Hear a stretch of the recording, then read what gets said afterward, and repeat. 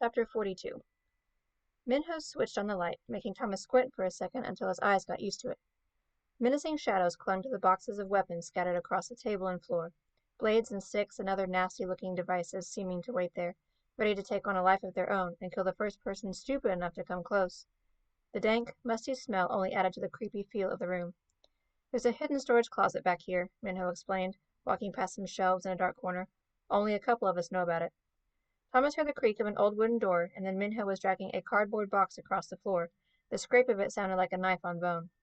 "I put each trunk's worth in its own box, 8 boxes total. They're all in there." "Which one is this?" Thomas asked. He knelt down to it, eager to get started. "Just open it and see. Each page is marked, remember?" Thomas pulled on the crisscrossed lid flaps until they popped open. The maps for Section 2 lay in a messy heap. Thomas reached in and pulled out a stack. "Okay," he said. "The runners have always compared these day to day, looking to see if there was a pattern that would somehow help us figure out a way to an exit. You even said you didn't really know what you were looking for, but you kept studying them anyway, right?" Minho nodded, arms folded. He looked as if someone were about to reveal the secret of immortal life. "Well," Thomas continued, "what if all the wall movements had nothing to do with a map or a maze or anything like that? What if inside the pattern spelled words, some kind of clue that'll help us escape?" Minho pointed at the maps in Thomas's hand, letting out a frustrated sigh. "Dude, you have any idea how much we've studied these things? Don't you think we would have noticed if it was spelling out freaking words? Maybe it's too hard to see with the naked eye, just comparing one day to the next. And maybe you weren't supposed to compare one day to the next, but look at it one day at a time." Newt laughed. "Tommy, I might not be the sharpest guy in the glade, but it sounds like you're talking straight out your butt to me." While he'd been talking, Thomas's mind had been spinning even faster. The answer was within his grasp. He knew it was almost there. It was just so hard to put into words. Okay, he said, starting over. "You've always had one runner assigned to one section, right?" "Right," Minho replied. He seemed genuinely interested and ready to understand.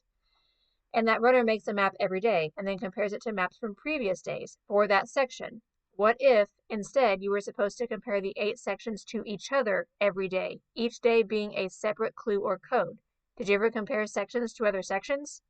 Minho rubbed his chin, nodding. "Yeah, kind of. We tried to see if they made something when put together. Of course we did that. We've tried everything." Thomas pulled his legs up underneath him, studying the maps in his lap. He could just barely see the lines of the maze written on the second page, through the page resting on top.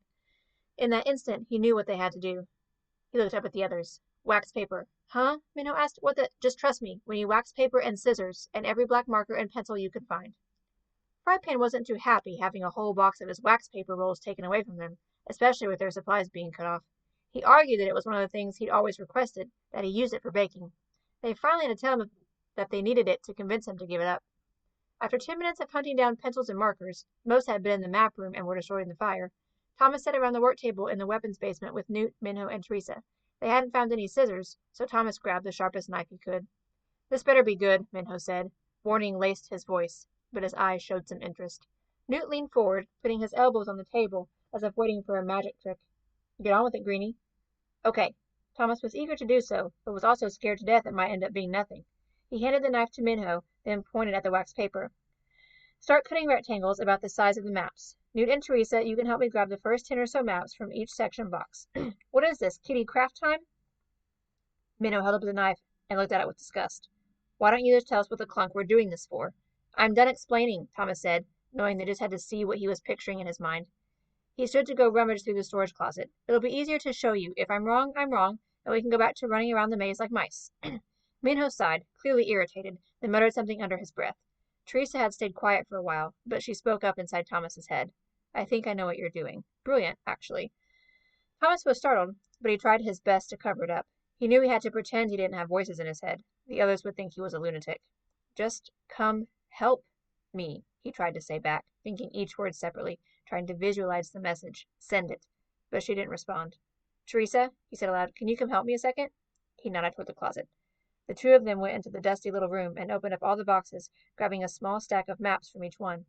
Returning to the table, Thomas found that Minho had cut 20 sheets already, making a messy pile to his right as he threw each new piece on top. Thomas sat down and grabbed a few. He held one of the papers up to the light, saw how it shone through with a milky glow. It was exactly what he needed. He grabbed a marker. "All right, everybody trace the last 10 or so days onto a piece of this stuff. Make sure you write the info on top so we can keep track of what's what. When we're done, I think we might see something." "What?" Minho began. Just bloody keep cutting, Newt ordered. I think I know where he's going with this. Thomas was relieved someone was finally getting it. They got to work, tracing from original maps to wax paper, one by one, trying to keep it clean and correct while hurrying as fast as possible. Thomas used the side of the stray slab of wood as a makeshift ruler, keeping his line straight. Soon he'd completed 5 maps, then 5 more. The others kept the same pace, working feverishly. As Thomas drew, he started to feel a tickle of panic, a sick feeling that what they were doing was a complete waste of time. But Teresa, sitting next to him, was a study in concentration, her tongue sticking out the corner of her mouth as she traced lines up and down, side to side. She seemed way more confident that they were definitely onto something. Box by box, section by section, they continued on. I've had enough, Newt finally announced, breaking the quiet.